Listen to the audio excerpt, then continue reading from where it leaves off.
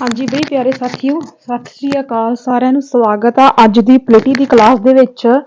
ਤੇ ਇੱਕ ਤਾਂ ਚੱਲਦੀ ਪਈ ਆਪਣੀ NCERT ਦੀ ਪੋਲਿਟੀ, ਠੀਕ ਹੈ, ਤੇ ਇੱਕ ਆਪਣੀ ਚੱਲਦੀ ਪਈ ਆ ਪੂਰਾ ਸੰਵਿਧਾਨ ਜਿਹੜਾ ਡਿਟੇਲ ਦੇ ਵਿੱਚ ਸੀਕੁਐਂਸ ਵਾਈਜ਼ ਸਾਡੇ ਸੰਵਿਧਾਨ ਦੇ ਭਾਗ ਸੀਕੁਐਂਸ ਵਾਈਜ਼ ਸਾਡੀ ਇਹ ਜਿਹੜੇ ਹੈਗੇ ਆ ਆਰਟੀਕਲ ਉਹ ਸਾਰਾ ਕੁਝ ਮੈਂ ਕਰਵਾ ਰਹੀ ਹਾਂ, ਹਨਾ। ਕਿਹੜਾ ਸੰਸਦ ਕਿੱਥੇ ਆਉਂਦੀ ਆ, ਰਾਜ ਲੋਕ ਸਭਾ, ਇਹ ਸਾਰਾ ਕੁਝ ਜਿਹੜਾ ਮੈਂ ਕਰਾਉਣਾ ਸੀਕੁਐਂਸ ਵਾਈਜ਼ ਸੰਵਿਧਾਨ ਕਰਾ ਰਹੀ ਆ। ਆਪਾਂ ਸੀਕੁਐਂਸ ਵਾਈਜ਼ ਕਿੱਥੇ ਪਹੁੰਚ ਚੁੱਕੇ ਸੀ? ਆਪਾਂ ਪਹੁੰਚ ਚੁੱਕੇ ਸੀ ਰਾਸ਼ਟਰਪਤੀ ਤੇ, ਠੀਕ ਆ। NCERT ਦੀ ਪੋਲਿਟੀ ਵੀ ਚੱਲਦੀ ਪਈ ਹੈ, ਚੱਲਦੀ ਰਹੂਗੀ, ਘਬਰਾਉਣਾ ਨਹੀਂ ਕਿ ਛੱਡ ਦਿੱਤੀ, ਚੱਲਦੀ ਪਈ ਆ, ਠੀਕ ਆ। ਜਿਹਦੇ ਵਿੱਚ ਆਪਾਂ 8ਵੀਂ ਦੀ NCERT ਪੋਲਿਟੀ ਕੰਪਲੀਟ ਕਰ ਚੁੱਕੇ ਆ, 7ਵੀਂ ਦੀ ਜਿਹੜੀ ਆ ਉਹ ਆਪਣੀ ਚੱਲਦੀ ਪਈ ਆ। ਤੇ ਇਹਦਾ ਥੋੜਾ ਜਿਹਾ ਗੈਪ ਪੈ ਗਿਆ ਸੀ, ਇਹ ਵੀ ਆਪਾਂ ਨਾਲ ਦੀ ਨਾਲ ਚੱਕੀ ਜਾਣਾ ਕੰਮ, ਠੀਕ ਆ। ਤੇ ਜਦੋਂ ਆਪਾਂ ਰਾਸ਼ਟਰਪਤੀ ਦੇ ਟੌਪਿਕ ਤੇ ਪਹੁੰਚ ਚੁੱਕੇ ਸੀ, ਜਿਹਦੇ ਵਿੱਚ ਮੈਂ ਤੁਹਾਨੂੰ ਦੱਸਿਆ ਸੀ ਆਰਟੀਕਲ ਰਾਸ਼ਟਰਪਤੀ ਦੇ ਅਹੁਦੇ ਦਾ ਆਰਟੀਕਲ ਕਿਹੜਾ ਵਾ, ਰਾਸ਼ਟਰਪਤੀ ਦੀ ਸਹੁੰ ਚੁਕਾਉਣ ਲਈ ਕਿਹੜਾ ਆਰਟੀਕਲ ਆ, ਮਹਾਦੋਸ਼ ਦਾ ਮੁਕੱਦਮਾ, ਸਾਰਾ ਕੁਝ ਕਿਹੜੇ ਕਿਹੜੇ ਆਰਟੀਕਲ ਰਾਹੀਂ ਲੱਗਦਾ। ਇਸ ਕਰਕੇ ਪਹਿਲੀ ਵੀਡੀਓ ਜ਼ਰੂਰ ਦੇਖ ਕੇ ਆਉਣੀ ਆ, ਫਿਰ ਇਸ ਟੌਪਿਕ ਤੇ ਆਉਣਾ ਜਿੰਨਾ ਬੱਚਿਆਂ ਨੇ ਪਹਿਲੀ ਵੀਡੀਓ ਨਹੀਂ ਦੇਖੀ, ਕਿਉਂਕਿ ਪਲੇਲਿਸਟ ਬਣੀ ਆ। ਜਦੋਂ ਅਸੀਂ ਅੱਗੇ ਗੱਲ ਕਰਦੇ ਆ ਰਾਸ਼ਟਰਪਤੀ ਦੀਆਂ ਸ਼ਕਤੀਆਂ ਦੀ, ਤਾਂ ਉਹਦੇ ਵਿੱਚ ਸਾਡੀਆਂ 3 ਤੋਂ 4 ਤਰ੍ਹਾਂ ਦੀਆਂ ਸ਼ਕਤੀਆਂ ਆਉਂਦੀਆਂ। ਕਾਰਜ ਸਾਧਕੀ ਸ਼ਕਤੀਆਂ, ਵਿੱਤੀ ਸ਼ਕਤੀਆਂ, ਸੰਕਟਕਾਲੀਨ ਸ਼ਕਤੀਆਂ, ਐਦਾਂ ਕਰਕੇ ਰਾਸ਼ਟਰਪਤੀ ਦੀਆਂ ਸ਼ਕਤੀਆਂ ਆਉਂਦੀਆਂ। ਇਹਨਾਂ ਵਿੱਚੋਂ ਸਾਡੀ ਕਾਫੀ ਜਾਣਕਾਰੀ ਦੇ ਵਿੱਚ ਵਾਧਾ ਹੋਊਗਾ। ਇਹਦੇ ਨਾਲ ਹੀ ਤੁਹਾਨੂੰ ਪਤਾ ਲੱਗੂਗਾ ਕਿ ਰਾਸ਼ਟਰਪਤੀ ਜਿਹੜਾ ਸਾਡੇ ਦੇਸ਼ ਦਾ ਪਹਿਲਾ ਰੈਂਕ ਆ, ਪਹਿਲਾ ਨਾਗਰਿਕ ਆ, ਹਨਾ, ਰਾਸ਼ਟਰਪਤੀ ਪ੍ਰੈਜ਼ੀਡੈਂਟ, ਉਹਦਾ ਸਾਡੇ ਦੇਸ਼ ਦੇ ਵਿੱਚ ਕੀ ਕੰਮ ਹੈਗਾ, ਕੀ ਆਖਰ ਕੀ ਕਾਰਨ ਜਿਹਦੀ ਵਜ੍ਹਾ ਕਰਕੇ ਅਸੀਂ ਉਹਨੂੰ ਫਸਟ ਰੈਂਕ ਤੇ ਰੱਖਦੇ ਹਾਂ। ਸੋ ਸਭ ਤੋਂ ਪਹਿਲਾਂ ਆਪਾਂ ਗੱਲ ਕਰਾਂਗੇ ਕਾਰਜ ਸਾਧਕੀ ਸ਼ਕਤੀਆਂ। ਜਦੋਂ ਅਸੀਂ ਕਾਰਜ ਸਾਧਕੀ ਸ਼ਕਤੀਆਂ ਕਿਹਦੀਆਂ? ਰਾਸ਼ਟਰਪਤੀ ਦੀਆਂ। ਇਹਦੇ ਵਿੱਚ ਪਹਿਲਾ ਸਾਡਾ ਹੈਗਾ ਵਾ ਕਾਰਜ ਸਾਧਕੀ ਸ਼ਕਤੀਆਂ। ਰਾਸ਼ਟਰਪਤੀ ਪ੍ਰਧਾਨ ਮੰਤਰੀ ਦੀ ਨਿਯੁਕਤੀ ਅਤੇ ਪ੍ਰਧਾਨ ਮੰਤਰੀ ਨੂੰ ਅਹੁਦੇ ਤੋਂ ਹਟਾ ਸਕਦਾ ਹੈ। ਬਹੁਤ ਇੰਪੋਰਟੈਂਟ ਪੁਆਇੰਟ ਪਹਿਲਾਂ ਹੀ ਆ ਗਿਆ। ਜੇਕਰ ਪੁੱਛਿਆ ਜਾਵੇ ਪ੍ਰਧਾਨ ਮੰਤਰੀ ਦੀ ਨਿਯੁਕਤੀ ਕੌਣ ਕਰਦਾ ਵਾ? ਰਾਸ਼ਟਰਪਤੀ ਕਰਦਾ ਵਾ। ਤੇ ਪ੍ਰਧਾਨ ਮੰਤਰੀ ਨੂੰ ਅਹੁਦੇ ਤੋਂ ਹਟਾਉਣਾ ਵੀ ਰਾਸ਼ਟਰਪਤੀ ਦਾ ਕੰਮ ਆ, ਤੇ ਨਿਯੁਕਤੀ ਦੇਣੀ ਵੀ ਕਿਹਦਾ ਕੰਮ ਆ? ਰਾਸ਼ਟਰਪਤੀ ਦਾ ਕੰਮ ਆ। ਇਸ ਪੁਆਇੰਟ ਨੂੰ ਧਿਆਨ ਦੇ ਵਿੱਚ ਰੱਖਿਓ, ਠੀਕ ਆ। ਕੇਂਦਰੀ ਮੰਤਰੀਆਂ ਨੂੰ ਹਟਾਉਣਾ ਪ੍ਰਧਾਨ ਮੰਤਰੀ ਦੀ ਸਲਾਹ ਤੇ। ਜਿਹੜੇ ਕੈਬਨਿਟ ਮੰਤਰੀ ਹੁੰਦੇ ਆ, ਸਾਡੇ ਸੈਂਟਰ ਲੈਵਲ ਤੇ ਕੈਬਨਿਟ ਮੰਤਰੀ ਜਿਹੜੇ ਹੁੰਦੇ ਆ, ਉਹਨਾਂ ਨੂੰ ਰਾਸ਼ਟਰਪਤੀ ਹਟਾ ਸਕਦਾ, ਪਰ ਕੱਲਾ ਨਹੀਂ ਹਟਾ ਸਕਦਾ। ਕਿਹਦੀ ਸਲਾਹ ਤੇ ਹਟਾਊਗਾ? ਪ੍ਰਧਾਨ ਮੰਤਰੀ ਦੀ ਸਲਾਹ ਤੇ, ਠੀਕ ਹੈ। ਜੇਕਰ ਕਦੀ ਵੀ ਪੁੱਛਿਆ ਜਾਵੇ ਕਿ ਕੈਬਨਿਟ ਮੰਤਰੀਆਂ ਨੂੰ ਹਟਾ ਸਕਦਾ ਰਾਸ਼ਟਰਪਤੀ, ਤੇ ਸਹੀ ਆਪਸ਼ਨ ਤੁਹਾਡੀ ਆਊਗੀ ਪ੍ਰਧਾਨ ਮੰਤਰੀ ਦੀ ਸਲਾਹ ਤੇ। ਕਿਤੇ ਉਪ ਰਾਸ਼ਟਰਪਤੀ ਦੀ ਸਲਾਹ ਤੇ ਨਾ ਟਿਕ ਕਰ ਆਇਓ, ਠੀਕ ਹੈ। ਪ੍ਰਧਾਨ ਮੰਤਰੀ ਦੀ ਸਲਾਹ ਤੇ ਆਊਗਾ। ਇਹੋ ਹੀ ਮੇਰਾ ਮੇਨ ਰੀਜ਼ਨ ਆ ਤੁਹਾਨੂੰ ਰਾਸ਼ਟਰਪਤੀ ਦੀਆਂ ਸ਼ਕਤੀਆਂ ਕਰਵਾਉਣ ਦਾ। ਵੱਖੋ ਵੱਖਰੇ ਰਾਜਪਾਲਾਂ ਦੀ ਨਿਯੁਕਤੀ। ਸਾਡੇ ਹਰ ਇੱਕ ਸਟੇਟ ਦੇ ਵਿੱਚ ਰਾਜਪਾਲ, ਗਵਰਨਰ ਆ, ਉਹਨਾਂ ਦੀ ਨਿਯੁਕਤੀ ਕੌਣ ਕਰਦਾ ਵਾ? ਪ੍ਰੈਜ਼ੀਡੈਂਟ ਕਰਦਾ। ਉਸ ਤੋਂ ਬਾਅਦ ਸਾਡਾ ਅਗਲਾ ਪੁਆਇੰਟ ਹੈਗਾ ਵਾ AGI ਅਧਿਕਾਰੀ ਦੀ ਨਿਯੁਕਤੀ। AGI ਅਧਿਕਾਰੀ ਕੌਣ ਹੁੰਦਾ ਵਾ? ਅਟਾਰਨੀ ਜਨਰਲ ਆਫ ਇੰਡੀਆ, ਠੀਕ ਆ। ਇਹਦੀ ਫੁੱਲ ਫਾਰਮ ਲਿਖ ਲਓ, ਅਟਾਰਨੀ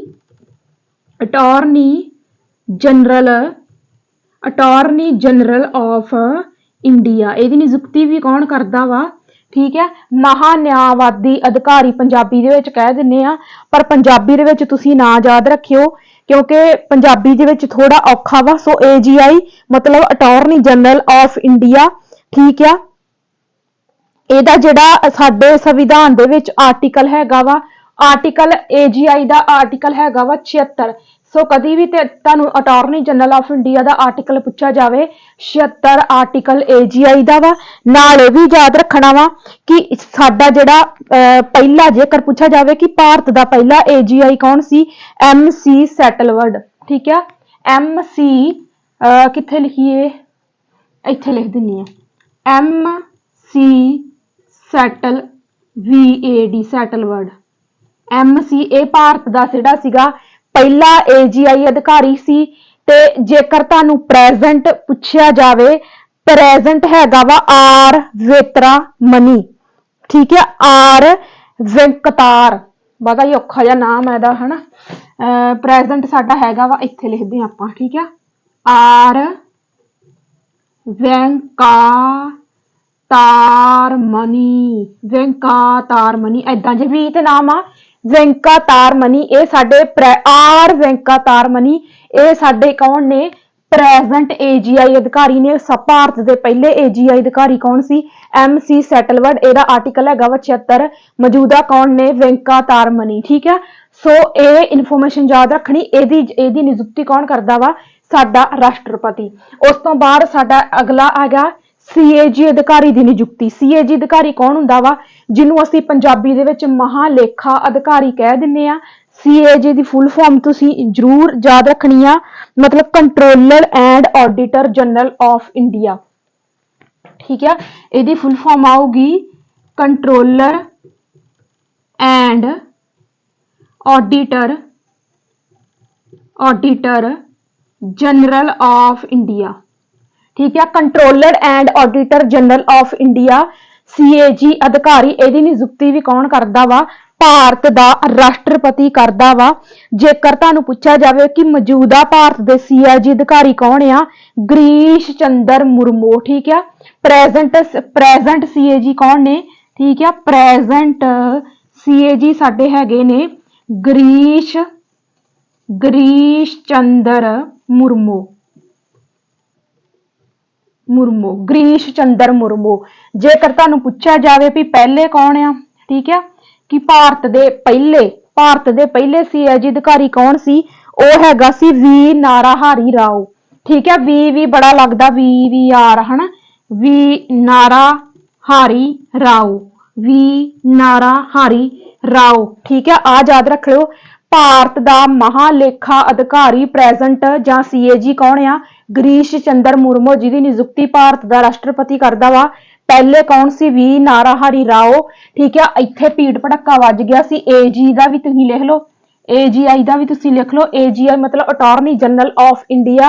ਠੀਕ ਆ, ਪਹਿਲੇ ਆਪਣੇ ਹੈਗੇ ਸੀ MC ਸੈਟਲਵਰਡ, ਪੰਜਾਬੀ ਚ ਲਿਖ ਦਿੰਦੇ ਆ ਹਨਾ, ਸੈਟਲਵਰਡ। ਠੀਕ ਆ, ਜੇਕਰ ਮੌਜੂਦਾ ਪੁੱਛੇ ਜਾਣ ਤੇ ਮੌਜੂਦਾ ਹੈਗੇ ਆ R ਵੈਂਕਾਤਾਰਮਨੀ।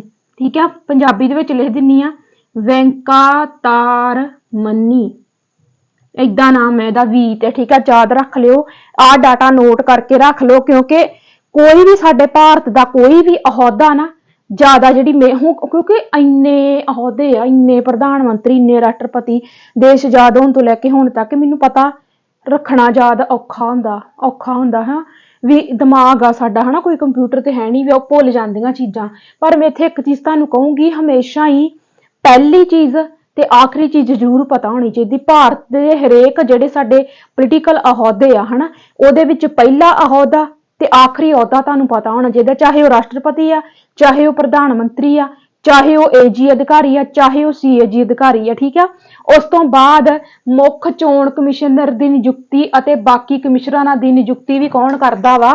ਮੁੱਖ ਚੋਣ ਕਮਿਸ਼ਨਰ ਦੀ ਨਿਯੁਕਤੀ ਤੇ ਆਪਣੇ ਬਾਕੀ ਕਮਿਸ਼ਨਰ ਜਿਹੜੇ ਹੁੰਦੇ ਉਹਨਾਂ ਦੀ ਨਿਯੁਕਤੀ ਕੌਣ ਕਰਦਾ ਵਾ? ਸਾਡੇ ਦੇਸ਼ ਦਾ ਰਾਸ਼ਟਰਪਤੀ ਕਰਦਾ ਵਾ।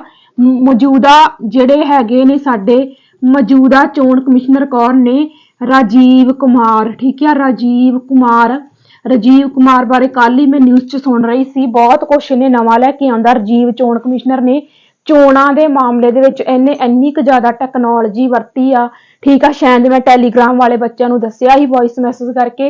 ਇਹਦੇ ਬਾਰੇ ਰਾਜੀਵ ਕੁਮਾਰ ਨੇ ਸਾਡੇ ਇਲੈਕਸ਼ਨ ਸਿਸਟਮ ਦੇ ਵਿੱਚ ਬਹੁਤ ਜ਼ਿਆਦਾ ਚੇਂਜ ਲੈ ਕੇ ਆਂਦੇ। ਰਾਜੀਵ ਕੁਮਾਰ ਬਹੁਤ ਗਾਡਰ ਬੰਦਾ। ਠੀਕ ਆ, ਤੇ ਇਹਨੇ ਇੱਥੋਂ ਤੱਕ ਕਿ ਸਾਡੀ ਜਿਹੜੀ VOTING ਪ੍ਰਣਾਲੀ, ਇਲੈਕਸ਼ਨ ਸਿਸਟਮ ਸਾਰਾ ਆਨਲਾਈਨ ਕਰਤਾ। ਕੀ ਨਵੀਆਂ ਮਸ਼ੀਨਾਂ ਆਈਆਂ, ਨਵੇਂ ਸੌਫਟਵੇਅਰ ਆਏ ਆ, ਇੱਥੋਂ ਤੱਕ ਸਿਸਟਮ ਕਰਤਾ ਕਿ 18 ਸਾਲ ਦਾ ਕੋਈ ਵੀ ਜਿਹੜਾ ਬੱਚਾ, ਕੁੜੀ, ਮੁੰਡਾ ਜੋ ਵੀ 18 ਸਾਲ ਦਾ ਹੋ ਗਿਆ, ਉਹ ਆਨਲਾਈਨ ਆਪਣੀ ਰਜਿਸਟ੍ਰੇਸ਼ਨ ਕਰਵਾ ਕੇ ਆਪਣੀ ਵੋਟਰ ID ਬਣਾ ਸਕਦਾ। ਇੱਥੋਂ ਤੱਕ ਇਹਨਾਂ ਨੇ ਆਨਲਾਈਨ ਸਾਰਾ ਸਿਸਟਮ ਰਾਜੀਵ ਕੁਮਾਰ ਨੇ ਕਰਤਾ। ਇਹ ਸਾਰਾ ਨਾ ਮੈਨੂੰ ਤੁਸੀਂ ਯਾਦ ਕਰਾਉਂਦੇ ਰਹੋ। ਠੀਕ ਹੈ, ਮੈਨੂੰ ਯਾਦ ਕਰਾ ਦਿਓ ਕਿਉਂਕਿ ਮੈਨੂੰ ਭੁੱਲ ਜਾਂਦਾ। ਮੈਨੂੰ ਯਾਦ ਕਰਾ ਦਿਓ, ਮੈਂ ਸਾਰਾ ਕਰੰਟ ਤੁਹਾਨੂੰ ਮੈਂ ਕਰਾਉਂਗੀ, ਸਾਰਾ ਕਰੰਟ ਮੈਂ ਤੁਹਾਨੂੰ ਕਰਾਉਂਗੀ ਰਾਜੀਵ ਕੁਮਾਰ ਬਾਰੇ। ਇਲੈਕਸ਼ਨ ਸਿਸਟਮ ਬਾਰੇ ਤਾਂ ਸਾਨੂੰ ਪਤਾ ਹੋਣਾ ਚਾਹੀਦਾ, ਕਿਉਂਕਿ ਇਲੈਕਸ਼ਨ ਕੀ ਆ, ਚਰਚਾ ਦਾ ਮੁੱਦਾ ਵਾ ਹਨਾ, ਤੇ ਇਲੈਕਸ਼ਨ ਆ ਵੀ ਰਹੇ ਆ ਤੇ ਸਾਨੂੰ ਪੁੱਛਿਆ ਜਾ ਸਕਦਾ। ਠੀਕ ਆ, ਸੋ ਇਸ ਚੀਜ਼ ਨੂੰ ਧਿਆਨ ਦੇ ਵਿੱਚ ਰੱਖਿਓ। ਇਹ ਹੋ ਗਈਆਂ ਸਾਡੀਆਂ ਕਾਰਜ ਸਾਧਕੀ ਸ਼ਕਤੀਆਂ। ਤੇ ਜੇਕਰ ਕੋਈ ਵੀ ਰਾਸ਼ਟਰਪਤੀ ਦੇ ਬਾਰੇ ਆਪਸ਼ਨ ਦੇ ਕੇ ਪੁੱਛਿਆ ਜਾਵੇ ਵੀ ਇਹ ਵਾਲੀ ਜਿਹੜੀ ਚੀਜ਼ ਆ ਰਾਸ਼ਟਰਪਤੀ ਦੁਆਰਾ ਕੀਤੀ ਗਈ ਜਾਂ ਰਾਸ਼ਟਰਪਤੀ ਦਾ ਕੋਈ ਵੀ ਇਹ ਵਾਲੀ ਸ਼ਕਤੀ ਕਿਹੜੀ ਸ਼ਕਤੀ ਦੇ ਵਿੱਚ ਆਉਂਦੀ ਆ। ਜੇ ਗੱਲ ਆ ਗਈ ਨਿਯੁਕਤੀਆਂ ਦੀ ਤਾਂ ਉਹ ਕਾਰਜ ਸਾਧਕੀ ਸ਼ਕਤੀਆਂ ਹੋਣਗੀਆਂ ਰਾਸ਼ਟਰਪਤੀ ਦੀਆਂ। ਠੀਕ ਆ, ਅੱਗੇ ਚੱਲਦੇ ਆ ਅਗਲੀਆਂ ਸ਼ਕਤੀਆਂ ਤੇ। ਉਸ ਤੋਂ ਬਾਅਦ ਆ ਗਈਆਂ ਸਾਡੀਆਂ ਵਿਧਾਨਕ ਸ਼ਕਤੀਆਂ। ਵਿਧਾਨਕ ਸ਼ਕਤੀਆਂ ਦੇ ਵਿੱਚ ਪਹਿਲੀ ਹੈਗੀ ਆ ਕਿ ਰਾਸ਼ਟਰਪਤੀ 12 ਮੈਂਬਰ ਰਾਜ ਸਭਾ ਲਈ ਕੀ ਆ ਨਾਮਜ਼ਦ ਕਰਦਾ ਸੀ। ਇੱਥੇ ਹੁਣ ਮੈਂ ਸੀ ਕਿਉਂ ਲਿਖਿਆ, ਕਿਉਂਕਿ 104 ਅਮੈਂਡਮੈਂਟ 2020 ਲੇਟੈਸਟ ਸੋਧ ਆ, ਇਸ ਕਰਕੇ ਯਾਦ ਰੱਖਣੀ ਬਹੁਤ ਜ਼ਰੂਰੀ ਆ। ਯਾਦ ਰੱਖ ਲਿਓ ਵੀ ਜਿਹੜੇ ਐਂਗਲੋ ਇੰਡੀਅਨ ਮੈਂਬਰ ਆ ਇਹ ਹਟਾ ਦਿੱਤੇ ਗਏ ਆ। ਠੀਕ ਆ, ਹੁਣ ਉੱਥੇ ਤੁਸੀਂ ਧਿਆਨ ਰੱਖਿਓ ਕਿ ਸੀ ਕਰਕੇ ਕੁਐਸਚਨ ਆਉਂਦਾ ਕਿ ਹੈ ਕਰਕੇ ਕੁਐਸਚਨ ਆਉਂਦਾ। ਠੀਕ ਆ, 12 ਮੈਂਬਰ ਨਾਮਜ਼ਦ ਕਰਦਾ ਸੀ ਕਲਾ ਖੇਤਰ ਵਿੱਚੋਂ, ਸਾਹਿਤ ਦੇ ਖੇਤਰ ਵਿੱਚੋਂ, ਸਮਾਜ ਸੇਵਾ ਦੇ ਖੇਤਰ ਵਿੱਚੋਂ, ਵਿਗਿਆਨ ਦੇ ਖੇਤਰ ਵਿੱਚੋਂ। ਮਤਲਬ ਇਹ ਵੀ ਇਹ ਜਿਹੜੇ 12 ਮੈਂਬਰ ਨਾਮਜ਼ਦ ਕਰਦਾ ਸੀ ਜਾਂ ਤਾਂ ਉਹ ਬੰਦਾ ਕਲਾ ਦੇ ਖੇਤਰ ਵਿੱਚੋਂ ਹੋਊਗਾ, ਸਾਹਿਤ ਦੇ ਕਲਾ ਖੇਤਰ ਵਿੱਚੋਂ, ਸਮਾਜ ਸੇਵਾ ਦੇ ਖੇਤਰ ਵਿੱਚੋਂ ਤੇ ਵਿਗਿਆਨ ਦੇ ਖੇਤਰ ਵਿੱਚੋਂ ਉਹ ਬੰਦਾ ਹੋ ਸਕਦਾ ਸੀ। ਉਸ ਤੋਂ ਬਾਅਦ ਲੋਕ ਸਭਾ ਦੀਆਂ ਵੋਟਾਂ ਪੈਣ ਤੋਂ ਬਾਅਦ ਪਹਿਲੇ ਸੈਸ਼ਨ ਦੀ ਪ੍ਰਧਾਨਗੀ ਰਾਸ਼ਟਰਪਤੀ ਕਰਦਾ ਵਾ। ਬਹੁਤ ਜ਼ਿਆਦਾ ਇੰਪੋਰਟੈਂਟ ਪੁਆਇੰਟ ਆ। ਦੂਜਾ ਪੁਆਇੰਟ ਤੇ ਬਹੁਤ ਜ਼ਿਆਦਾ ਇੰਪੋਰਟੈਂਟ ਆ, ਉਹ ਇਹ ਮੰਨ ਲਓ ਕੋਈ ਵੀ ਸਰਕਾਰ ਜਿੱਤੀ, ਸਰਕਾਰ ਜਿੱਤਣ ਤੋਂ ਬਾਅਦ ਲੋਕ ਸਭਾ ਦੀ ਜਿਹੜੀ ਉਸ ਸਰਕਾਰ ਦੀ ਪਹਿਲੀ ਮੀਟਿੰਗ ਹੋਣ ਜਾ ਰਹੀ ਆ ਉਹਦੀ ਪ੍ਰਧਾਨਗੀ ਕੌਣ ਕਰੂਗਾ? ਸਾਡੇ ਦੇਸ਼ ਦਾ ਰਾਸ਼ਟਰਪਤੀ ਕਰੂਗਾ। ਠੀਕ ਆ, ਹਰ ਸਾਲ ਦਾ ਪਹਿਲਾ ਸੈਸ਼ਨ ਬਜਟ ਸੈਸ਼ਨ ਦੀਆਂ ਬੈਠਕਾਂ ਦੀ ਪ੍ਰਧਾਨਗੀ ਰਾਸ਼ਟਰਪਤੀ ਕਰਦਾ। ਮੈਂ ਤੁਹਾਨੂੰ ਸੈਸ਼ਨ ਵੀ ਕਰਾਉਂਗੀ, ਬਜਟ ਸੈਸ਼ਨ, ਗਰਮੀਆਂ ਦਾ ਸੈਸ਼ਨ, ਸਰਦੀਆਂ ਦਾ ਸੈਸ਼ਨ, ਇਹ ਸੈਸ਼ਨ ਹੁੰਦੇ ਆ ਸਾਡੇ। ਠੀਕ ਆ, ਇਹ ਵੀ ਮੈਂ ਤੁਹਾਨੂੰ ਕਰਵਾਉਂਗੀ। ਸੋ ਜਿਹੜਾ ਸਾਡਾ ਪਹਿਲਾ ਸੈਸ਼ਨ ਆ ਬਜਟ ਸੈਸ਼ਨ, ਇਹਦੀਆਂ ਬੈਠਕਾਂ ਦੀ ਪ੍ਰਧਾਨਗੀ ਕੌਣ ਕਰਦਾ ਵਾ? ਸਾਡੇ ਦੇਸ਼ ਦਾ ਰਾਸ਼ਟਰਪਤੀ ਕਰਦਾ ਵਾ। ਇਸ ਪੁਆਇੰਟ ਨੂੰ ਧਿਆਨ ਦੇ ਵਿੱਚ ਰੱਖਿਓ। ਠੀਕ ਆ, 108 ਆਰਟੀਕਲ ਨੂੰ ਵਰਤ ਕੇ ਜਿਹੜੇ ਸਾਡਾ ਦੇਸ਼ ਦਾ ਰਾਸ਼ਟਰਪਤੀ ਆ ਉਹ ਸੰਯੁਕਤ ਬੈਠਕਾਂ ਬੁਲਾ ਸਕਦਾ ਵਾ। ਇਹ ਪੁਆਇੰਟ ਜਿਹੜਾ ਵਾ ਬਹੁਤ ਜ਼ਿਆਦਾ ਇੰਪੋਰਟੈਂਟ ਆ। ਆਰਟੀਕਲ 108 ਵੀ ਬਹੁਤ ਜ਼ਿਆਦਾ ਇੰਪੋਰਟੈਂਟ ਆ। ਆਰਟੀਕਲ 108 ਨੂੰ ਵਰਤ ਕੇ ਸਾਡੇ ਦੇਸ਼ ਦਾ ਜਿਹੜਾ ਰਾਸ਼ਟਰਪਤੀ ਆ ਉਹ ਸੰਯੁਕਤ ਬੈਠਕਾਂ ਜਿਹੜੀਆਂ ਵਾ ਉਹ ਬੁਲਾ ਸਕਦਾ ਵਾ। ਠੀਕ ਆ, ਉਸ ਤੋਂ ਬਾਅਦ ਆਪਾਂ ਜਾਂਦੇ ਆ ਅਗਲੇ ਪੁਆਇੰਟ ਤੇ। ਅਗਲੀਆਂ ਸਾਡੀਆਂ ਹੈਗੀਆਂ ਵਾ ਵਿੱਤੀ ਸ਼ਕਤੀਆਂ। ਵਿੱਤੀ ਸ਼ਕਤੀਆਂ ਤੇ ਆਜੋ। ਵਿੱਤੀ ਸ਼ਕਤੀਆਂ ਦੇ ਵਿੱਚ ਸਾਡੀਆਂ ਪਹਿਲੀ ਹੈਗੀ ਆ ਧਨ ਬਿੱਲ ਰਾਸ਼ਟਰਪਤੀ ਦੀ ਅਗੇਤਰੀ ਪ੍ਰਵਾਨਗੀ ਤੇ ਹੀ ਪੇਸ਼ ਕੀਤਾ ਜਾਂਦਾ ਹੈ। ਮੈਂ ਬਿੱਲ ਵੀ ਤੁਹਾਨੂੰ ਕਰਵਾਉਂਗੀ ਕਿਹੜੇ ਬਿੱਲ ਤੇ ਰਾਸ਼ਟਰਪਤੀ ਦੀ ਪ੍ਰਵਾਨਗੀ ਜ਼ਰੂਰੀ ਆ, ਕਿਹੜੇ ਬਿੱਲ ਤੇ ਰਾਸ਼ਟਰਪਤੀ ਦੀ ਪ੍ਰਵਾਨਗੀ ਨਹੀਂ ਜ਼ਰੂਰੀ। ਇਹ ਕਿਹੜਾ ਬਿੱਲ ਕਿਹੜੇ ਸਦਨ ਵਿੱਚ ਕਿੱਥੇ ਪੇਸ਼ ਕੀਤਾ ਜਾਂਦਾ, ਇਹ ਸਾਰਾ ਸਿਸਟਮ ਮੈਂ ਤੁਹਾਨੂੰ ਕਰਵਾਉਂਗੀ ਬਿੱਲਾਂ ਵਾਲਾ ਵੀ। ਠੀਕ ਆ, ਸੋ ਜਿਹੜਾ ਧਨ ਬਿੱਲ ਆ ਇਹਦੇ ਬਾਰੇ ਫਿਲਹਾਲ ਤੁਸੀਂ ਯਾਦ ਰੱਖਿਓ ਕਿ ਕਿਉਂਕਿ ਆਪਾਂ ਸ਼ਕਤੀਆਂ ਕਰਦੇ ਪਏ ਆ ਰਾਸ਼ਟਰਪਤੀ ਦੀਆਂ। ਠੀਕ ਆ, ਧਨ ਬਿੱਲ ਰਾਸ਼ਟਰਪਤੀ ਦੀ ਅਗੇਤਰੀ ਪ੍ਰਵਾਨਗੀ ਤੇ ਮਤਲਬ ਕਿ ਪੇਸ਼ ਕਰਨ ਤੋਂ ਪਹਿਲਾਂ, ਅਗੇਤਰੀ ਪ੍ਰਵਾਨਗੀ ਕਿਹਨੂੰ ਕਹਿੰਦੇ ਆ? ਪੇਸ਼ ਕਰਨ ਤੋਂ ਪਹਿਲਾਂ ਜਿਹੜੀ ਆ ਉਹਦੀ ਪ੍ਰਵਾਨਗੀ ਲਈ ਜਾਊਗੀ ਵੀ ਅਸੀਂ ਧਨ ਬਿੱਲ ਪੇਸ਼ ਕਰਨਾ ਜੀ ਕਰ ਦਈਏ। ਜੇ ਰਾਸ਼ਟਰਪਤੀ ਪਰਮਿਸ਼ਨ ਦਊਗਾ ਫਿਰ ਪੇਸ਼ ਕਰਨਗੇ, ਜੇ ਨਹੀਂ ਤਾਂ ਫਿਰ ਨਹੀਂ। ਠੀਕ ਆ, ਵਿੱਤ ਆਯੋਗ ਦਾ ਗਠਨ ਰਾਸ਼ਟਰਪਤੀ ਦੀ ਸਲਾਹ ਤੇ ਹੁੰਦਾ ਹੈ। ਉਸ ਤੋਂ ਬਾਅਦ ਹਾਈ ਕੋਰਟ। ਅੱਛਾ ਹਾਂ ਠੀਕ ਆ, ਜਿਹੜੇ ਆਹ ਵਾਲੇ ਦੋ ਆਉਂਦੇ ਨਾ ਨੀਚੇ, ਠੀਕ ਆ, ਆਹ ਉੱਪਰ ਵਾਲੇ ਆ ਜਿਹੜੇ ਦੋ, ਧਨ ਬਿੱਲ ਰਾਸ਼ਟਰਪਤੀ ਦੀ ਅਗੇਤਰੀ ਪ੍ਰਵਾਨਗੀ ਤੇ ਪੇਸ਼ ਕੀਤਾ ਜਾਵੇਗਾ, ਵਿੱਤ ਆਯੋਗ ਦਾ ਗਠਨ ਰਾਸ਼ਟਰਪਤੀ ਦੀ ਸਲਾਹ ਤੇ ਇੱਕ ਇਹਦੇ ਵਿੱਚ ਸਾਡਾ ਹੋਊਗਾ, ਹਾਂ ਪੁਆਇੰਟ ਯਾਦ ਆ ਗਿਆ, ਅਚੇਤ ਫੰਡ। ਜਿਹੜਾ ਸਾਡਾ ਅਚੇਤ ਫੰਡ ਆ ਨਾ, ਭਾਰਤ ਦਾ ਅਚੇਤ ਫੰਡ ਆ, ਉਹਦੇ ਤੇ ਕਿਹਦਾ ਕੰਟਰੋਲ ਹੋਊਗਾ? ਰਾਸ਼ਟਰਪਤੀ ਦਾ ਕੰਟਰੋਲ ਹੋਊਗਾ। ਸੋ ਵਿੱਤੀ ਸ਼ਕਤੀਆਂ ਬਾਰੇ ਆ 3 ਪੁਆਇੰਟ ਲਿਖ ਲਓ। ਪਹਿਲਾ ਧਨ ਬਿੱਲ ਰਾਸ਼ਟਰਪਤੀ ਦੀ ਅਗੇਤਰੀ ਪ੍ਰਵਾਨਗੀ ਤੇ ਜਿਹੜਾ ਵਾ ਪੇਸ਼ ਕੀਤਾ ਜਾਊਗਾ। ਵਿੱਤ ਆਯੋਗ ਦਾ ਗਠਨ ਰਾਸ਼ਟਰਪਤੀ ਦੀ ਸਲਾਹ ਤੇ ਕੀਤਾ ਜਾਊਗਾ। ਅਚੇਤ ਫੰਡ ਆ ਜਿਹੜਾ ਸਾਡੇ ਭਾਰਤ ਦਾ, ਉਹਦੇ ਤੇ ਕਿਹਦਾ ਕੰਟਰੋਲ ਹੋਊਗਾ? ਸਾਡੇ ਦੇਸ਼ ਦੇ ਰਾਸ਼ਟਰਪਤੀ ਦਾ ਹੋਊਗਾ। ਉਸ ਤੋਂ ਬਾਅਦ ਹਾਈ ਕੋਰਟ, ਸੁਪਰੀਮ ਕੋਰਟ ਤੇ ਮੁੱਖ ਜੱਜਾਂ ਤੇ ਬਾਕੀ ਜੱਜਾਂ ਦੀ ਨਿਯੁਕਤੀ। ਦੇਸ਼ ਦਾ ਰਾਸ਼ਟਰਪਤੀ ਕਿਸੇ ਵੀ ਦੋਸ਼ੀ ਦੀ ਸਜ਼ਾ ਨੂੰ ਵਧਾ ਘਟਾ ਸਕਦਾ, ਮੁਆਫ ਕਰ ਸਕਦਾ। ਜਿਹੜੇ ਆਹ ਵਾਲੇ 2 ਪੁਆਇੰਟ ਆ ਇਹ ਕਿਹੜੀਆਂ ਸ਼ਕਤੀਆਂ ਦੇ ਵਿੱਚ ਆਉਂਦੇ ਆ? ਨਿਆਇਕ ਸ਼ਕਤੀਆਂ ਦੇ ਵਿੱਚ ਆਉਂਦੇ ਆ। ਮਾਫ ਕਰਨਾ ਮੈਂ ਹੈਡਿੰਗ ਪਾਉਣਾ ਭੁੱਲ ਗਈ। ਠੀਕ ਆ, ਮਾੜਾ ਜਿਹਾ ਨੋਟ ਕਰ ਲਿਓ। ਹਾਈ ਕੋਰਟ, ਸੁਪਰੀਮ ਕੋਰਟ ਦੇ ਜਿਹੜੇ ਮੁੱਖ ਜੱਜ ਆ ਪਲੱਸ ਜਿਹੜੇ ਹੋਰ ਜੱਜ ਆ ਉਹਨਾਂ ਦੀ ਨਿਯੁਕਤੀ ਰਾਸ਼ਟਰਪਤੀ ਕਰੂਗਾ। ਦੇਸ਼ ਦਾ ਰਾਸ਼ਟਰਪਤੀ ਕਿਸੇ ਵੀ ਦੋਸ਼ੀ ਦੀ ਸਜ਼ਾ ਨੂੰ ਵਧਾ ਵੀ ਸਕਦਾ, घटा भी सकदा, बिल्कुल माफ भी कर सकदा। एडा तां करके ਤਾਂ ਪਹਿਲਾ ਰੈਂਕ ਆ ਇਹ ਵਾਲੇ ਨਾਗਰਿਕ ਦਾ, ਪਹਿਲਾ ਨਾਗਰਿਕ ਆ ਸਾਡੇ ਦੇਸ਼ ਦਾ, ਪਹਿਲਾ ਰੈਂਕ ਆ ਇਹਦਾ। ਇਹੀ ਸਾਰੇ ਕਾਰਨ ਆ।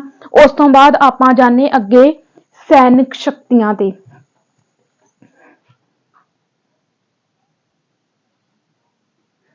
ਸੈਨਿਕ ਸ਼ਕਤੀਆਂ ਦੇ ਵਿੱਚ ਸਾਡਾ ਪਹਿਲਾ ਹੈਗਾ ਵਾ ਕਿ ਯੁੱਧ ਅਤੇ ਸ਼ਾਂਤੀ ਦੀ ਘੋਸ਼ਣਾ ਜਿਹੜੀ ਆ ਉਹ ਸਿਰਫ ਰਾਸ਼ਟਰਪਤੀ ਹੀ ਕਰ ਸਕਦਾ। ਯੁੱਧ ਕਰਨਾ ਜਾਂ ਨਹੀਂ ਕਰਨਾ ਘੋਸ਼ਣਾ ਰਾਸ਼ਟਰਪਤੀ ਕਰੂਗਾ।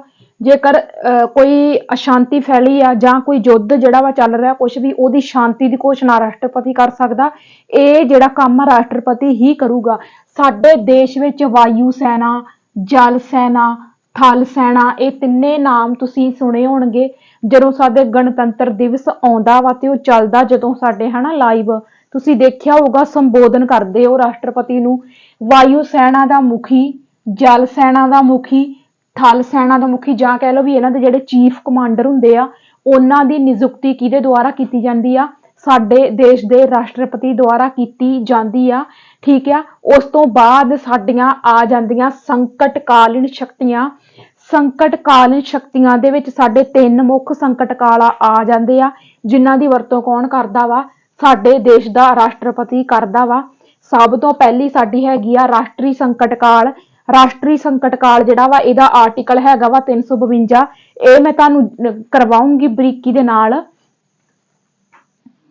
ਇਹ ਮੈਂ ਤੁਹਾਨੂੰ ਕਰਵਾਉਂਗੀ। ਇਹ ਸੰਕਟਕਾਲ ਕੀ ਨੇ, ਕੀ ਇਹਨਾਂ ਦੇ ਵਿੱਚ ਹੁੰਦਾ, ਇਹ ਸਾਰਾ ਮੈਂ ਤੁਹਾਨੂੰ ਕਰਵਾਉਂਗੀ। ਕਿਉਂਕਿ ਫਿਲਹਾਲ ਆਪਣਾ ਮੇਨ ਟੌਪਿਕ ਕੀ ਹੈਗਾ? ਰਾਸ਼ਟਰਪਤੀ ਦੀਆਂ ਸ਼ਕਤੀਆਂ। ਠੀਕ ਹੈ। ਹੁਣ ਰਾਸ਼ਟਰੀ ਸੰਕਟਕਾਲ ਆਰਟੀਕਲ 352। ਉਸ ਤੋਂ ਬਾਅਦ ਸੰਵਿਧਾਨਕ ਸੰਕਟਕਾਲ, ਇਹਨੂੰ ਅਸੀਂ ਰਾਜ ਸੰਕਟਕਾਲ ਵੀ ਕਹਿ ਦਿੰਦੇ ਆ, ਸਟੇਟ ਦਾ ਵੀ ਕਹਿ ਦਿੰਦੇ ਆ। ਸੰਵਿਧਾਨਕ ਸੰਕਟਕਾਲ ਦਾ ਆਰਟੀਕਲ 356 ਆ। ਵਿੱਤੀ ਸੰਕਟਕਾਲ ਦਾ ਆਰਟੀਕਲ 307 ਆ। ਠੀਕ ਆ। ਸੋ ਇਹ ਜਿਹੜਾ ਵਾ ਇਹ ਪੁਆਇੰਟ ਤੁਸੀਂ ਯਾਦ ਰੱਖਣੇ। ਇਸ ਤੋਂ ਬਾਅਦ ਆਪਾਂ ਜਾਣੇ ਆ ਵੀਟੋ ਪਾਵਰ, ਵੀਟੋ ਸ਼ਕਤੀ, ਜਿਹੜੀ ਕਿ ਸਭ ਤੋਂ ਜ਼ਿਆਦਾ ਇੰਪੋਰਟੈਂਟ ਆ। ਇਸ ਤੋਂ ਪਹਿਲਾਂ ਜਿਹੜੀਆਂ ਕਰਵਾਈਆਂ ਉਹ ਤਾਂ ਜ਼ਿਆਦਾ ਇੰਪੋਰਟੈਂਟ ਨਹੀਂ ਆ, ਪਰ ਵੀਟੋ ਸ਼ਕਤੀ ਜਿਹੜੀ ਆ ਉਹ ਬਹੁਤ ਜ਼ਿਆਦਾ ਇੰਪੋਰਟੈਂਟ ਆ। ਰਾਸ਼ਟਰਪਤੀ ਦੀ ਵੀਟੋ ਪਾਵਰ। ਵੀਟੋ ਸ਼ਕਤੀ ਆ ਨਾ ਜਿਹੜੀ ਵੀਟੋ ਪਾਵਰ, ਇਹ ਇੰਪੋਰਟੈਂਟ ਤਾਂ ਹੈ ਹੀ ਹੈ। ਬਾਕੀ ਇਹ ਹੈ ਕਿ ਵੀਟੋ ਪਾਵਰ ਜਿਹੜੀ ਆ ਇਹਦੇ ਵਿੱਚ ਆਰਟੀਕਲ 111 111 ਆਰਟੀਕਲ ਜਿਹੜਾ ਵਾ ਇਹਦੇ ਅਧੀਨ ਰਾਸ਼ਟਰਪਤੀ ਦੇ ਕੋਲ ਆਉਂਦੀਆਂ ਵਾ 3 ਤਰ੍ਹਾਂ ਦੀਆਂ ਵੀਟੋ ਸ਼ਕਤੀਆਂ। ਇਹ ਜ਼ਰੂਰ ਯਾਦ ਰੱਖਿਓ। ਜੇਕਰ ਪੁੱਛਿਆ ਜਾਵੇ ਕਿ ਰਾਸ਼ਟਰਪਤੀ ਕੋਲ 3 ਵੀਟੋ ਸ਼ਕਤੀਆਂ ਜਾਂ 3 ਵੀਟੋ ਪਾਵਰ ਆ, ਇਹ ਕਿਹੜੇ ਆਰਟੀਕਲ ਦੇ ਅਧੀਨ ਆਉਂਦੀਆਂ? 111 ਆਰਟੀਕਲ ਦੇ ਅਧੀਨ। ਜਾਂ ਫਿਰ ਉਹ ਆਰਟੀਕਲ ਦੇ ਕੇ ਪੁੱਛ ਲਏ ਜਾਂਦੇ ਆ, ਪੁੱਛ ਸਕਦੇ ਵੀ ਇਹਦੇ ਅਧੀਨ ਕਿੰਨੇ ਤਰ੍ਹਾਂ ਦੀਆਂ ਵੀਟੋ ਸ਼ਕਤੀਆਂ ਆਉਂਦੀਆਂ? 3 ਤਰ੍ਹਾਂ ਦੀਆਂ, ਦੋਵੇਂ ਤਰ੍ਹਾਂ ਯਾਦ ਰੱਖਣਾ। ਸੋ ਸਭ ਤੋਂ ਪਹਿਲੀ ਹੈਗੀ ਆ ਐਬਸੋਲਿਊਟ ਵੀਟੋ। ਐਬਸੋਲਿਊਟ ਵੀਟੋ ਇਹ ਆ ਵੀ ਬਿੱਲ ਨੂੰ ਮਨਾ ਕਰ ਸਕਦਾ ਰਾਸ਼ਟਰਪਤੀ। ਬਿੱਲ ਨੂੰ ਮਨਾ ਕਿੱਦਾਂ ਕਰ ਸਕਦਾ? ਹੁਣ ਤੁਹਾਨੂੰ ਇਹ ਪਤਾ ਕਿ ਜਦੋਂ ਵੀ ਸਾਡੇ ਦੇਸ਼ ਦੇ ਵਿੱਚ ਕੋਈ ਕਾਨੂੰਨ ਬਣਨਾ ਹੁੰਦਾ, ਉਹ ਕਾਨੂੰਨ ਆਪਾਂ ਉਹਨੂੰ ਕਾਨੂੰਨ ਕਦੋਂ ਕਹਿੰਦੇ ਆ? ਜਦ ਤੱਕ ਉਹ, ਜਾਂ ਏਦਾਂ ਕਹਿ ਲਓ ਵੀ ਜਦੋਂ ਬਿੱਲ ਪਾਸ ਹੋ ਜਾਂਦਾ ਵਾ, ਜਦੋਂ ਉਸ ਬਿੱਲ ਤੇ ਰਾਸ਼ਟਰਪਤੀ ਸਾਈਨ ਕਰ ਦਿੰਦਾ ਵਾ ਤੇ ਉਹ ਕੀ ਬਣ ਜਾਂਦਾ ਵਾ? ਕਾਨੂੰਨ ਬਣ ਜਾਂਦਾ। ਪਰ ਜੇਕਰ ਰਾਸ਼ਟਰਪਤੀ ਸਾਈਨ ਹੀ ਨਾ ਕਰੇ ਬਿੱਲ ਤੇ ਉਹ ਕਾਨੂੰਨ ਨਹੀਂ ਬਣੂਗਾ, ਉਹ ਬਿੱਲ ਹੀ ਰਹੂਗਾ। ਇਸ ਕਰਕੇ ਮਤਲਬ ਇਹ ਵੀ ਐਬਸੋਲਿਊਟ ਵੀਟੋ ਬਿੱਲ ਨੂੰ ਮਨਾ ਕਰ ਸਕਦਾ ਵਾ। ਠੀਕ ਆ। ਸਸਪੈਂਸਿਵ ਵੀਟੋ ਕੀ ਹੋਊਗਾ? ਸਸਪੈਂਸਿਵ ਵੀਟੋ। ਸਸਪੈਂਸਿਵ ਵੀਟੋ ਇਹ ਆ ਵੀ ਸਰਕਾਰ ਕੋਲ ਬਿੱਲ ਵਾਪਸ ਭੇਜ ਸਕਦਾ। ਜਿੰਨੇ ਵੀ ਬਿੱਲ ਆ ਸਾਡੇ ਦੇਸ਼ ਦੇ ਅੰਦਰ, ਜਿੰਨੇ ਵੀ ਕਾਨੂੰਨ ਪਾਸ ਹੁੰਦੇ ਆ, ਉਹ ਤੁਹਾਨੂੰ ਸਾਰਿਆਂ ਨੂੰ ਪਤਾ ਹੋਣਾ ਚਾਹੀਦਾ ਵੀ ਰਾਸ਼ਟਰਪਤੀ ਦਾ ਸਾਈਨ ਹੁੰਦਾ, ਫਿਰ ਜਾ ਕੇ ਉਹ ਬਿੱਲ ਕਾਨੂੰਨ ਬਣਦਾ। ਹੁਣ ਐਬਸੋਲਿਊਟ ਵੀਟੋ ਦੇ ਵਿੱਚ ਕੀ ਸੀ ਵੀ ਬਿੱਲ ਨੂੰ ਮਨਾ ਕਰ ਸਕਦਾ, ਸਾਈਨ ਹੀ ਨਹੀਂ ਕਰੂਗਾ। ਠੀਕ ਹੈ। ਸਸਪੈਂਸਿਵ ਵੀਟੋ ਦੇ ਵਿੱਚ ਕੀ ਆ ਵੀ ਸਾਈਨ ਕੀਤੇ ਬਿਨਾਂ ਹੀ ਬਿੱਲ ਵਾਪਸ ਭੇਜ ਦੂਗਾ। ਇਹਦਾ ਮਤਲਬ ਇਹ ਆ ਵੀ ਇਹ ਕਹੂਗਾ ਵੀ ਬਿੱਲ ਦੀ ਦੁਬਾਰਾ ਜਾਂਚ ਕਰ ਲਓ, ਵਾਪਸ ਤਾਂ ਹੀ ਭੇਜੂਗਾ ਦੁਬਾਰਾ ਜਾਂਚ ਦਾ ਕਰਕੇ। ਠੀਕ ਆ। ਇਹ ਚੀਜ਼ ਧਿਆਨ ਦੇ ਵਿੱਚ ਰੱਖਿਓ। ਪਾਕਟ ਵੀਟੋ, ਇਹ ਬਹੁਤ ਜ਼ਿਆਦਾ ਇੰਪੋਰਟੈਂਟ ਆ। ਪਾਕਟ ਵੀਟੋ, ਪਾਕਟ ਵੀਟੋ ਤਾਂ ਬਹੁਤ ਜ਼ਿਆਦਾ ਇੰਪੋਰਟੈਂਟ ਆ। ਪਾਕਟ ਵੀਟੋ ਦਾ ਕੁਐਸਚਨ ਕਿਉਂਕਿ ਸਾਨੂੰ ਪੁੱਛਿਆ ਗਿਆ ਸੀ। ਪਾਕਟ ਵੀਟੋ ਇਹ ਆ ਬਿੱਲ ਨੂੰ ਅਣਮਿੱਥੇ ਸਮੇਂ ਲਈ ਹੋਲਡ ਕਰਨਾ। ਉਹਨੇ ਆਪਣੇ ਕੋਲ ਹੀ ਰੱਖ ਲਿਆ, ਨਾ ਉਹਨੇ ਸਾਈਨ ਕੀਤੇ, ਨਾ ਉਹਨੇ ਵਾਪਸ ਭੇਜਿਆ, ਨਾ ਹਾਂ ਕੀਤੀ ਨਾ ਕੀਤੀ। ਠੀਕ ਹੈ। ਇੱਥੇ ਲਿਖ ਲਓ ਤੁਸੀਂ ਪੰਜਾਬੀ ਵਿੱਚ, ਕਿਉਂ ਮੇਰੀ ਕੋਸ਼ਿਸ਼ ਹੁੰਦੀ ਆ ਵੀ ਸੌਖੇ ਤਰੀਕੇ ਦੇ ਨਾਲ ਯਾਦ ਰੱਖਿਆ, ਜਿੱਦਾਂ ਤੁਹਾਨੂੰ ਰੱਖਣਾ ਸੌਖਾ ਲੱਗਦਾ ਉਵੇਂ ਰੱਖ ਲਓ। ਮੈਂ ਤਰੀਕੇ ਦੱਸ ਦਿੰਦੀ ਹੁੰਦੀ ਆ। ਨਾ ਹਾਂ ਕਰੇ ਤੇ ਨਾ ਨਾ ਕਰੇ, ਏਦਾਂ ਕਰਕੇ ਨਾ ਹਾਂ ਤੇ ਨਾ ਕਰੇ। ਠੀਕ ਆ, ਬਿੱਲ ਨੂੰ ਅਣਮਿੱਥੇ ਸਮੇਂ ਲਈ ਕੀ ਕਰਦੇ, ਹੋਲਡ ਕਰਦੇ। ਹੁਣ ਜੇਕਰ ਤੁਹਾਨੂੰ ਪੁੱਛਿਆ ਜਾਵੇ ਕਿ ਪਾਕਟ ਵੀਟੋ ਦਾ ਪ੍ਰਯੋਗ ਭਾਰਤ ਦੇ ਅੰਦਰ ਕਿਹੜੇ ਰਾਸ਼ਟਰਪਤੀ ਨੇ ਕੀਤਾ, ਗਿਆਨੀ ਜੈਲ ਸਿੰਘ ਨੇ। ਗਿਆਨੀ ਜੈਲ ਸਿੰਘ ਜਿਹੜਾ ਸਾਡੇ ਦੇਸ਼ ਦਾ ਰਾਸ਼ਟਰਪਤੀ ਰਿਹਾ 1986 ਦੇ ਵਿੱਚ, ਇਹਨੇ ਪਾਕਟ ਵੀਟੋ ਦਾ ਪ੍ਰਯੋਗ ਕੀਤਾ ਸੀ। ਡਾਕ ਘਰ ਹੁੰਦੇ ਨਾ ਜਿਹੜੇ ਪੋਸਟ ਆਫਿਸ ਹੁੰਦੇ, ਪੋਸਟ ਆਫਿਸਾਂ ਦੇ ਨਾਲ ਜਿਹੜਾ ਕੋਈ ਸੰਬੰਧਿਤ ਬਿੱਲ ਸੀਗਾ ਉਹਦੇ ਲਈ ਇਹਨੇ ਪਾਕਟ ਵੀਟੋ ਦਾ ਪ੍ਰਯੋਗ ਕੀਤਾ ਸੀ। ਮਤਲਬ ਗਿਆਨੀ ਜੈਲ ਸਿੰਘ ਨੇ ਨਾ ਹਾਂ ਕੀਤੀ ਸੀ ਨਾ ਕੀਤੀ ਸੀ, ਹੋਲਡ ਕਰਤਾ ਸੀ ਇਹਨੇ। ਠੀਕ ਆ, ਜੇਕਰ ਪੁੱਛਿਆ ਜਾਵੇ ਵੀ ਐਬਸੋਲਿਊਟ ਵੀਟੋ ਦਾ ਪ੍ਰਯੋਗ ਕਿਹਨੇ ਕੀਤਾ, ਉਹ ਕੀਤਾ ਸੀਗਾ ਡਾਕਟਰ ਰਜਿੰਦਰ ਪ੍ਰਸਾਦ ਨੇ। ਕਿਹਨੇ ਕੀਤਾ ਸੀਗਾ, ਡਾਕਟਰ ਰਜਿੰਦਰ ਪ੍ਰਸਾਦ ਨੇ ਕੀਤਾ ਸੀ। ਇਸ ਪੁਆਇੰਟ ਨੂੰ ਧਿਆਨ ਦੇ ਵਿੱਚ ਰੱਖਿਓ। ਜਿਹੜਾ ਮੈਂ ਤੁਹਾਨੂੰ ਪਹਿਲਾਂ ਦੱਸ ਕੇ ਗਈ ਵੀ ਰਾਸ਼ਟਰਪਤੀ ਕਿਸੇ ਵੀ ਦੋਸ਼ੀ ਦੀ ਸਜ਼ਾ ਨੂੰ ਵਧਾ ਸਕਦਾ, ਘਟਾ ਸਕਦਾ, ਫਾਂਸੀ ਦੀ ਸਜ਼ਾ ਨੂੰ ਜਿਹੜਾ ਵਾ ਖਤਮ ਕਰ ਸਕਦਾ, ਵਧਾ ਸਕਦਾ, ਜੋ ਵੀ ਆ ਹਨਾ, ਇਹ ਹੈਗਾ ਵਾ, ਧਿਆਨ ਦੇ ਵਿੱਚ ਰੱਖਿਓ। ਜੇਕਰ ਕਿਸੇ ਦੋਸ਼ੀ ਦੀ ਸਜ਼ਾ ਨੂੰ ਵਧਾਊਗਾ ਉਹਨੂੰ ਅਸੀਂ ਰਿਸਪਾਈਟ ਪਾਵਰ ਦੇ ਨਾਮ ਨਾਲ ਜਾਣਦੇ ਆ, ਰਾਸ਼ਟਰਪਤੀ ਦੀ ਰਿਸਪਾਈਟ ਪਾਵਰ ਦੇ ਨਾਮ ਨਾਲ ਜਾਣਦੇ ਜੇਕਰ ਉਹ ਦੋਸ਼ੀ ਦੀ ਸਜ਼ਾ ਵਧਾਉਂਦਾ। ਜੇਕਰ ਦੋਸ਼ੀ ਦੀ ਸਜ਼ਾ ਘਟਾਉਂਦਾ ਤੇ ਉਹਨੂੰ ਆਪਾਂ ਰਮਿਸ਼ਨ ਪਾਵਰ ਕਹਿੰਦੇ ਆ। ਰਮਿਸ਼ਨ ਤੋਂ ਹੁਣ ਇਹ ਕਿੱਦਾਂ ਯਾਦ ਰੱਖਣਾ, ਆਪਾਂ ਜੁਰਮਾਨਾ ਮਾਫੀ ਦੀ, ਫੀਸ ਮਾਫੀ ਦੀ ਅਰਜੀ ਨਹੀਂ ਲਿਖਦੇ ਹੁੰਦੇ, ਰਮਿਸ਼ਨ ਆਫ ਫਾਈਨ ਐਪਲੀਕੇਸ਼ਨ ਆਪਾਂ ਲਿਖਦੇ ਹੁੰਦੇ ਸੀ ਹਨਾ, ਅੱਜ ਵੀ ਬੱਚੇ ਲਿਖਦੇ ਆ। ਬਸ ਉੱਥੋਂ ਯਾਦ ਰੱਖ ਲਿਓ ਵੀ ਜਦੋਂ ਸਜ਼ਾ ਨੂੰ ਘਟਾਉਣੀ ਆ, ਸਜ਼ਾ ਨੂੰ ਘਟਾਉਣਾ ਉਹ ਰਾਸ਼ਟਰਪਤੀ ਦੀ ਕੀ ਆ, ਰਮਿਸ਼ਨ ਪਾਵਰ ਆ। ਜੇਕਰ ਫਾਂਸੀ ਦੀ ਸਜ਼ਾ ਨੂੰ ਪੋਸਟਪੋਨ ਕਰਨਾ, ਕਿਸੇ ਦੋਸ਼ੀ ਦੀ ਫਾਂਸੀ ਦੀ ਸਜ਼ਾ ਨੂੰ ਪੋਸਟਪੋਨ ਕਰਨਾ, ਉਹ ਰਿਪਰੀਵ ਪਾਵਰ ਆ। ਕਿਹੜੀ ਪਾਵਰ ਆ, ਰਿਪਰੀਵ ਪਾਵਰ ਆ। ਜੇਕਰ ਫਾਂਸੀ ਦੀ ਸਜ਼ਾ ਨੂੰ, ਠੀਕ ਆ, ਜੇਕਰ ਫਾਂਸੀ ਦੀ ਸਜ਼ਾ ਨੂੰ ਮਾਫ ਹੀ ਕਰ ਦੇਣਾ, ਫਾਂਸੀ ਦੀ ਸਜ਼ਾ ਨੂੰ ਮਤਲਬ ਖਤਮ ਹੀ ਕਰ ਦੇਣਾ ਜਾਂ ਮੁਆਫ ਹੀ ਕਰ ਦੇਣਾ, ਉਹ ਰਾਸ਼ਟਰਪਤੀ ਦੀ ਪਾਰਡਨ ਪਾਵਰ ਹੋਊਗੀ। ਕਿਹੜੀ ਪਾਵਰ ਹੋਊਗੀ, ਪਾਰਡਨ ਪਾਵਰ ਹੋਊਗੀ। ਇਹਦੇ ਨਾਲ ਹੀ ਸਾਡਾ ਰਾਸ਼ਟਰਪਤੀ ਦੀਆਂ ਸ਼ਕਤੀਆਂ ਵਾਲਾ ਕਨਸੈਪਟ ਜਿਹੜਾ ਵਾ ਉਹ ਪੂਰਾ ਡਿਟੇਲ ਦੇ ਨਾਲ ਨਿਬੜਦਾ ਵਾ। ਸਾਰੀਆਂ ਹੀ ਸ਼ਕਤੀਆਂ, ਰਾਸ਼ਟਰਪਤੀ ਦਾ ਜਿਹੜਾ ਸਾਡਾ ਟੌਪਿਕ ਆ ਉਹ ਹੋ ਜਾਂਦਾ ਕੰਪਲੀਟ। ਰਾਸ਼ਟਰਪਤੀ ਦੇ ਸਾਰੇ ਆਰਟੀਕਲ ਕਰਵਾਏ ਸੀ ਪਹਿਲੀ ਵੀਡੀਓ ਦੇ ਵਿੱਚ, ਉਹ ਵੀ ਜਾ ਕੇ ਜਰੂਰ ਦੇਖੋ ਸੀਕੁਐਂਸ ਵਾਈਜ਼। ਠੀਕ ਆ, ਤੇ ਰਾਸ਼ਟਰਪਤੀ ਦੀਆਂ ਸ਼ਕਤੀਆਂ ਵੀ ਸਾਡੀਆਂ ਹੋ ਗਈਆਂ। ਇਹਦੇ ਨਾਲ ਸਾਡਾ ਰਾਸ਼ਟਰਪਤੀ ਦਾ ਜਿਹੜਾ ਟੌਪਿਕ ਆ ਉਹ ਹੁੰਦਾ ਵਾ ਕੰਪਲੀਟ। ਤੇ ਆਪਾਂ ਹੁਣ ਮਿਲਾਂਗੇ ਅਗਲੀ ਇਹਦੀ ਵੀਡੀਓ ਦੇ ਵਿੱਚ, ਇਸ ਪਲੇਲਿਸਟ ਦੀ ਅਗਲੀ ਵੀਡੀਓ ਦੇ ਵਿੱਚ। ਉਹਦੇ ਵਿੱਚ ਆਪਾਂ ਕਿੱਥੇ ਪਹੁੰਚ ਜਾਣਾ ਵਾ, ਆਪਾਂ ਪਹੁੰਚ ਜਾਣਾ, ਰੱਬ ਤੁਹਾਡਾ ਭਲਾ ਕਰੇ, ਉਪ ਰਾਸ਼ਟਰਪਤੀ ਤੇ। ਠੀਕ ਆ, ਕਿੱਥੇ ਪਹੁੰਚ ਜਾਣਾ ਵਾ, ਉਪ ਰਾਸ਼ਟਰਪਤੀ ਤੇ। ਸੋ ਕਲਾਸ ਨੂੰ ਸ਼ੇਅਰ ਜ਼ਰੂਰ ਕਰ ਦਿਓ। ਠੀਕ ਆ, ਮੈਂ ਕਲਾਸ ਨੂੰ ਪ੍ਰੀਮੀਅਰ ਕਰਦੀ ਹੁੰਦੀ ਆ ਤੇ ਮੇਰੀ ਇੱਕ ਰਿਕੁਐਸਟ ਆ ਵੀ ਲਾਈਵ ਚੈਟ ਦੇ ਵਿੱਚ ਕਮੈਂਟ ਕੰਟੀਨਿਊ ਕਰੀ ਜਾਇਆ ਕਰੋ। ਜਲਦੀ ਜਦੋਂ ਕਲਾਸ ਪ੍ਰੀਮੀਅਰ ਚੱਲ ਰਹੀ ਹੋਵੇ ਨਾ ਤੇ ਲਾਈਵ ਚੈਟ ਦੇ ਵਿੱਚ ਨਹੀਂ ਤੁਹਾਨੂੰ ਕੋਈ ਮਿਲਦਾ ਨਾ ਸ਼ਬਦ ਕਹਿਣ ਨੂੰ, ਸਰਬ ਸੋਸ਼ਲ ਸਟੱਡੀ ਵਾਰ-ਵਾਰ ਰੀਰਾਈਟ ਕਰਕੇ ਕਾਪੀ ਕਰਕੇ ਬਸ ਤੁਸੀਂ ਲਾਈਵ ਚੈਟ 'ਚ ਕਰੀ ਜਾਣਾ। ਜਿਹੜੇ ਬੱਚੇ ਮੈਨੂੰ ਸਪੋਰਟ ਕਰਦੇ ਉਹਨਾਂ ਨੂੰ ਕਹਿ ਰਹੀ ਹਾਂ, ਇਹਦੇ ਨਾਲ ਵੀਡੀਓ ਰੈਂਕ ਕਰੂਗੀ ਬਾਕੀ ਬੱਚਿਆਂ ਤੱਕ। ਜੇਕਰ ਕਲਾਸ ਪ੍ਰੀਮੀਅਰ ਚੱਲ ਰਹੀ ਆ, ਲਾਈਵ ਚੈਟ ਦੇ ਵਿੱਚ ਤੁਹਾਨੂੰ ਕੋਈ ਨਹੀਂ ਕਮੈਂਟ ਕਰਨ ਨੂੰ ਮਿਲਦਾ, ਨਹੀਂ ਯਾਦ ਆ ਰਿਹਾ ਵੀ ਕੀ ਕਮੈਂਟ ਕਰੀਏ ਹਨਾ, ਸਰਬ ਸੋਸ਼ਲ ਸਟੱਡੀ ਮੇਰੇ ਚੈਨਲ ਦਾ ਨਾਮ ਹੀ ਜਿਹੜਾ ਵਾ ਤੁਸੀਂ ਬਾਰ-ਬਾਰ ਰੀਰਾਈਟ ਕਰਕੇ ਕਰੀ ਜਾਣਾ। ਬਸ ਲਾਈਵ ਚੈਟ ਖਤਮ ਨਹੀਂ ਹੋਣ ਦੇਣੀ। ਠੀਕ ਆ, ਜਦ ਤੱਕ ਕਲਾਸ ਚੱਲਦੀ ਆ ਉਹਨੂੰ ਤੁਸੀਂ ਇਸ ਤਰੀਕੇ ਦੇ ਨਾਲ ਜਿਹੜਾ ਵਾ ਐਕਟਿਵ ਰਹਿਣਾ ਲਾਈਵ ਚੈਟ 'ਚ।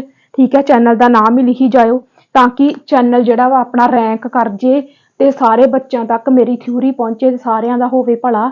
ਆਪਾਂ ਮਿਲਾਂਗੇ ਅਗਲੀ ਵੀਡੀਓ ਦੇ ਵਿੱਚ। ਸਤਿ ਸ਼੍ਰੀ ਅਕਾਲ ਸਾਰਿਆਂ ਨੂੰ।